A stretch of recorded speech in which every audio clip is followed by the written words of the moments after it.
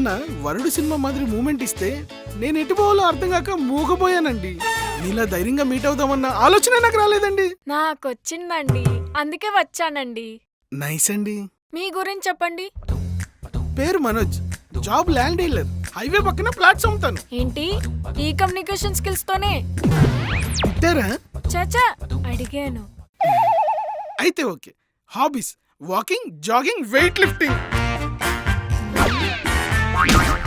అంటే అది హాబీస్ కదా, అప్పుడప్పుడు చేస్తాను. నేనేమనలేదే. మాటలతో అనక్కర్లేదు, ఆ చూపుల్లోనే వేల బూతులు కనిపించాయి. హ్మ్, సాలరీ సరిపోయేంత, టిప్స్ లగ్జరీగా తిరిగేంత. ఎక్స్ అంటూ ఇప్పుడు ఎవ్వరు లేరు ఇప్పుడు లేకపోతేనే ఎక్స్ అంటారు కదా. ఒకప్పుడు ఉండేది, ఇప్పుడు లేదు. ఇప్పుడెందుకు లేదు? ఆ, ఎక్స్ కదా, అందుకే ఇప్పుడు లేదు. తెలివితేటలా? తను నా ఇంటర్ క్లాస్మేట్, బాగా నచ్చి ప్రపోజ్ చేశా.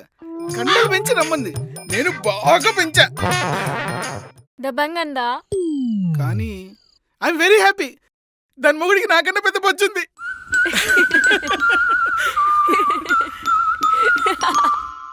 భలే నవ్వుతున్నారు కానీ మీ గురించి చెప్పండి. నా పేరు పేరు ప్రమిళ, పెళ్లిగాని ప్రసాద్ అంకుల్ కూతురు. నీకు తొందర ఎక్కువ. సారీ. సరే గాని మందు పట్టుకొచ్చే ఫస్ట్. మందా? ఇంత బుద్ధిమంతుల్లా బిల్డప్ ఇవ్వకు. ఇంట్లో ఉండే ఉంటుంది, వెళ్ళు. అంటే ఉంది. పట్టుకొచ్చే ఫస్ట్.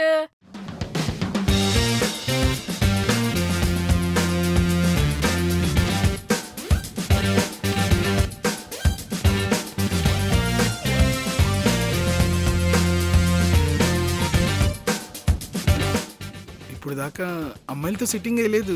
మా ఫ్రెండ్స్కి అయితే ఇలాగే అరేంజ్ చేస్తాను. అందుకే ఇలా సెట్ చేసా. మీకు ఓకే కదండి?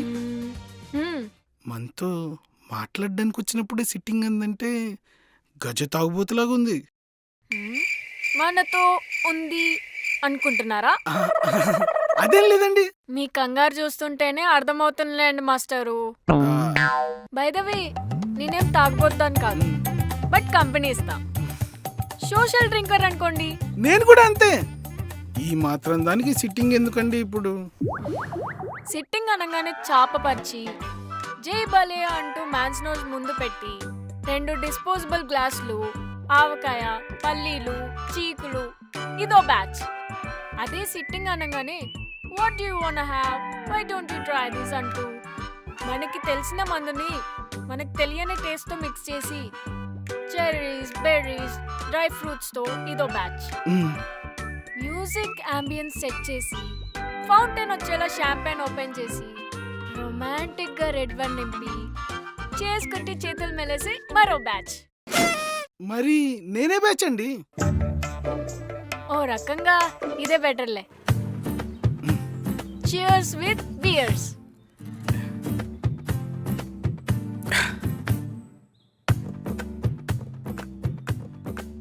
బాబు మనోజు, పిలుపు మారిందేంటి? మారడానికే కదరా మందేసింది. చెప్పవే, అసలు నీకు పెళ్ళెందుకు? అదేం క్వశ్చన్ అండి.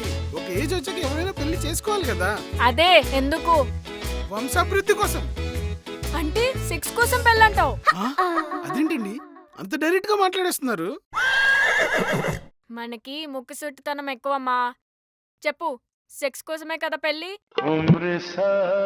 అంటే జీవితంలో సెక్స్ కూడా ఒక పార్షియల్ పార్టే కదండి. కాబట్టి ఆర్ట్ కూడా ఇంపార్టెంటే కదండి. పెద్ద ఆర్టిస్ట్వే నువ్వు.